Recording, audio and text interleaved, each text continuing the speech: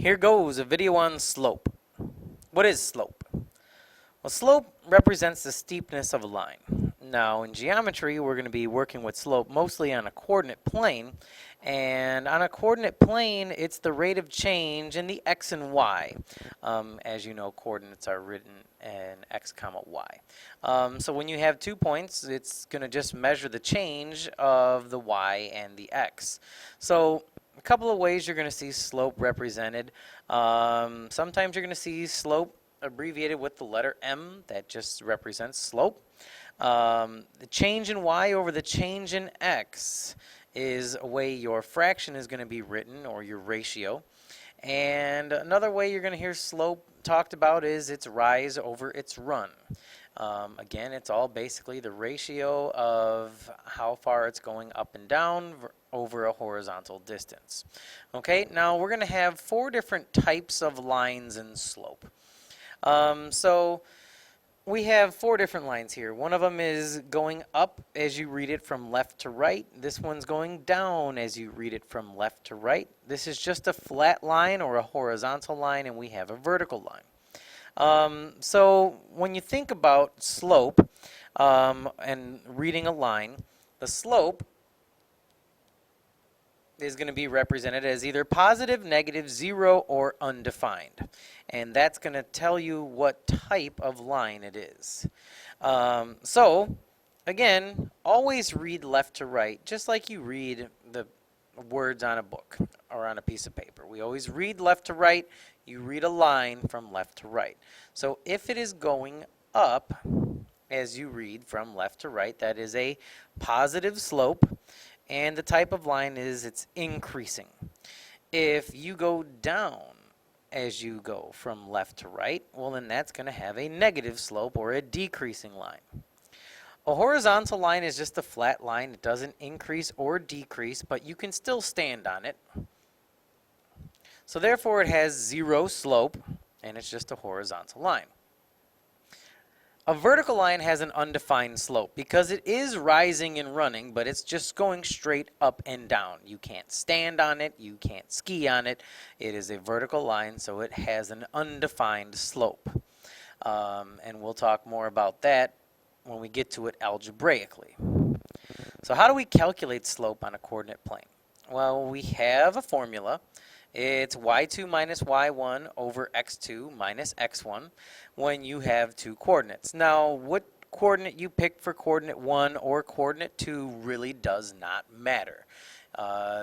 You can pick the first coordinate to be x2 and y2 and the second coordinate to be x1 and y1. The order does not matter as long as you are consistent. What I mean by consistent is you can't say that this is x1 and this is y2 and this is x2 and this is y1. That cannot be done. But you can switch the order of which your points are x1 and x2. So, let's go. First example. I'm going to show you how to do the first example 2 different ways. I'm going to show you how to do it algebraically, and I'm also going to show you how to do it on a coordinate plane, just by reading the coordinates. And then I'm going to let you try to do it on your own the next way. So, first thing we're going to do, doesn't really matter, like I said, which one you call point 1 and point 2, but just for fun, I'm going to label them, and we have our formula right here. All we have to do is follow it. So the formula is y2 minus y1. That would be 5 minus 3 over x2 minus x1, which would be 8 minus 2. That's going to give us 2 over 6. We always reduce our fractions, so our slope is 1/3. Now that means that this line will increase by 1 unit vertically for every 3 units it runs horizontally. Okay, and we see it's a positive slope because it's a positive 1/3. So this will be increasing as you read it from left to right. So let's check out the graph. So we have 2, 3, and we're going to ask ourselves, how do we get to 8, 5? So slope, again, is rise over run, or it's the rate of change between how far it rises or falls vertically versus the horizontal. So the first thing you want to do is count how many vertical places you need to move to get to the next level. And I always recommend starting at the left. So I would need to go up 2 units to get to the same level as the point we're trying to get to. So we went up 2. Now up is a positive motion. Now we're going to go to the right. 1, 2, 3, 4, 5, 6. So we're going to go to the right 6. And going to the right is also positive. If you think about a number line, as you go to the right, you are increasing. You're getting bigger. As you go to the left, you're decreasing. So that's why going to the left is negative. And then, of course, 2 over 6 just reduces to 1/3. So there you are. You get the same slope both ways. Does not matter which way you do it. Sometimes you will not be given a coordinate plane, so that's why it's really good to know the algebraic way. So what I'm going to ask you to do is pause the video and try number 2 on your own. As soon as you are ready to see it done in front of you so you can see if you got the correct answer, click play.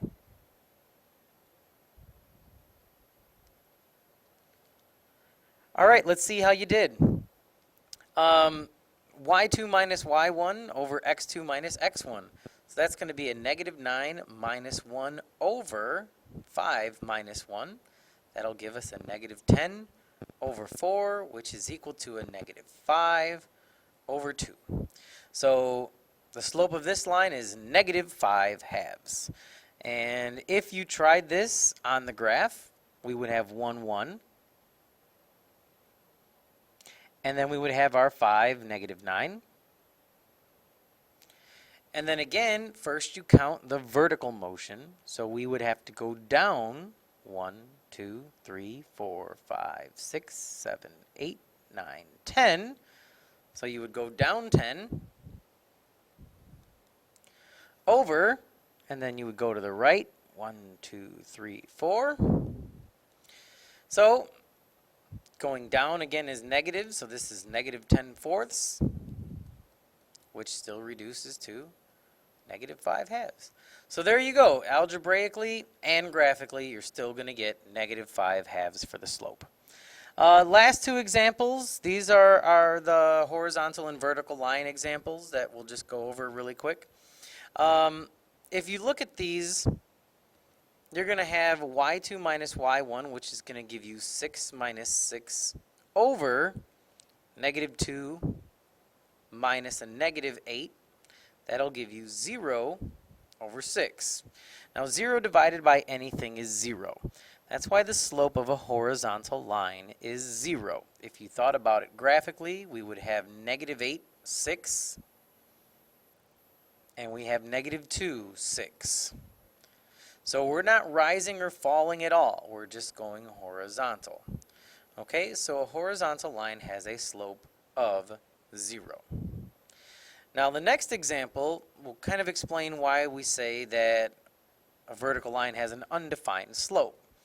So we'll just take our negative 6 minus 4. That'll give us a negative 10 over negative 3 minus a negative 3, which gives us 0.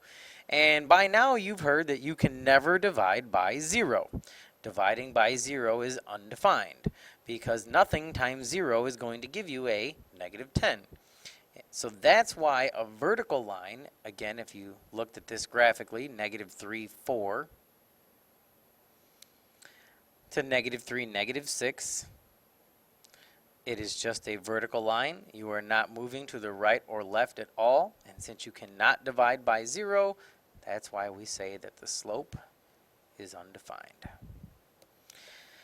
There you go. This video just covered slope for you. Hope that helps you out. This is Longo and I'm out. See you, bye.